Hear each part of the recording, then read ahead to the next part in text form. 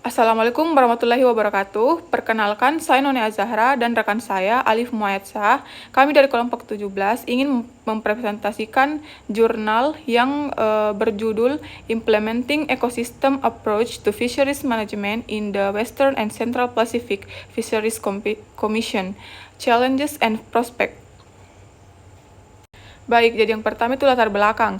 Pengolahan perikanan konvensional berfokus pada peningkatan hasil tangkapan spesies target, tetapi sering mengabaikan kompleksitas ekosistem laut yang berujung pada penurunan sumber daya perikanan global. Sebagai solusi, pendekatan berbasis ekosistem dalam pengolahan perikanan atau Ecosystem Approach to Fisheries Management atau bisa disingkat EAFM diperkenalkan untuk mengintegrasikan aspek ekologi, sosial, dan ekonomi. Western and Central Pacific Fisheries Commission atau disingkat WCPFC sebagai organisasi pengelola perikanan tuna telah menghadapi beberapa elemen EAFM, namun masih menghadapi tantangan seperti kurangnya insentif untuk penerapan penuh, keterbatasan data ilmiah, dan minimnya perhatian terhadap faktor manusia. Jurnal ini juga mengidentifikasi hambatan tersebut serta menawarkan solusi untuk meningkatkan implementasi EAFM di WCPFC. Baik, selanjutnya ada definisi dan prinsip EAFM. Jadi, Ecosystem Approach to Fisheries Management atau disingkat EAFM merupakan strategi yang menggabungkan prinsip-prinsip pengelolaan ekosistem dan perikanan untuk mencapai keseimbangan antara konservasi sumber daya dan kebutuhan sosial ekonomi.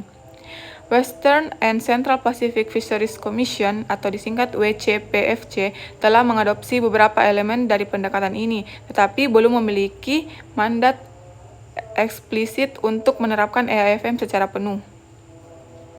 Selanjutnya, implementasi EAFM dalam WCPFC dibahas dalam 5 dimensi utama. Yang pertama itu pengelolaan spesies target.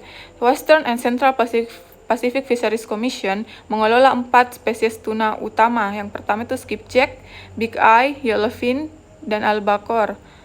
Dengan strategi panen berbasis indikator kinerja, terdapat upaya untuk membatasi penggunaan Fish Aggregating Device atau disingkat FADS untuk mengurangi tangkapan ikan muda, namun spesies tuna pesisir seperti frigate tuna dan ballet tuna belum memiliki langkah pengelolaan khusus.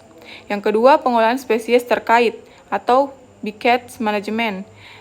WCPFC telah menerapkan langkah-langkah mitigasi bycatch untuk burung laut, hiu, mamalia laut, dan pari mabula. Contoh kebijakan larangan penahanan dan pendaratan beberapa spesies hiu, serta penggunaan alat tangkap yang lebih selektif. Meskipun demikian, pengelolaan spesies mangsa seperti ikan kecil yang merupakan makanan tuna belum menjadi prioritas.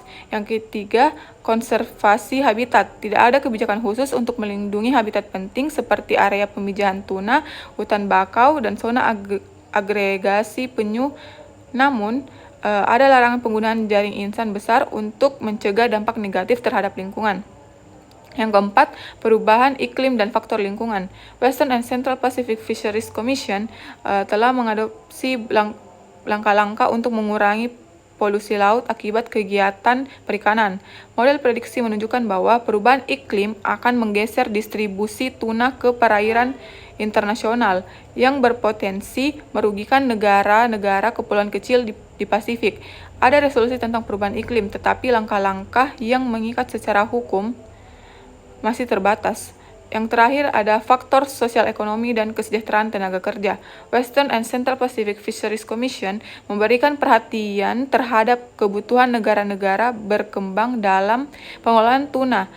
Ada peningkatan jumlah kapal berbendera negara-negara Pulau Pasifik, tetapi masih ada kekhawatiran terkait kesejahteraan pekerja perikanan, masalah ketenaga kerjaan seperti kondisi kerja dan eksploitasi ketenaga kerja masih kurang diperhatikan dalam kebijakan WCPFC.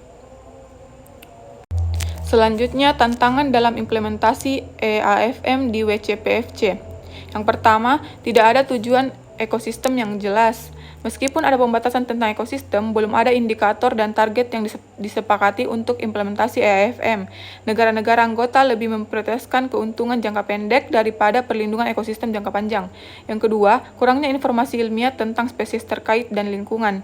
Data tentang spesies non-target masih terbatas, terutama dari kapal longline dan perikanan skala kecil. Perlu metode pemantauan yang lebih canggih, seperti observasi elektronik. Yang ketiga, kurangnya perhatian pada faktor manusia. Western and Central Pacific Fisheries Commission masih belum memiliki kebijakan ketenagakerjaan yang mengikat. Meskipun ada kasus eksploitasi tenaga kerja di kapal perikanan, usulan untuk mengadopsi standar ketenagakerjaan sering kali terhambat oleh perbedaan kepentingan antar negara. Baik, adapun kesimpulannya, WCPFC telah mengadopsi beberapa elemen dari EAFM, terutama dalam pengolahan spesies target dan BCATCH. Namun, masih terdapat kekurangan dalam kebijakan konservasi habitat, mitigasi dampak perubahan iklim, dan perlindungan tenaga kerja perikanan.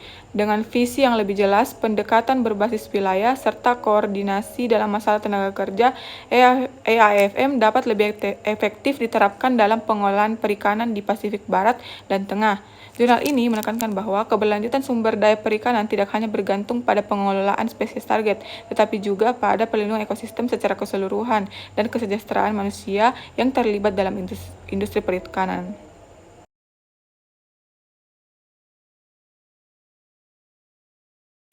Baik, itulah tadi presentasi kami. Mohon maaf apabila dalam presentasi kami masih banyak kekurangan ataupun ada salah-salah penyebutan kata atau kalimat. Mohon dimaafkan. Sekian, terima kasih. Wassalamualaikum warahmatullahi wabarakatuh.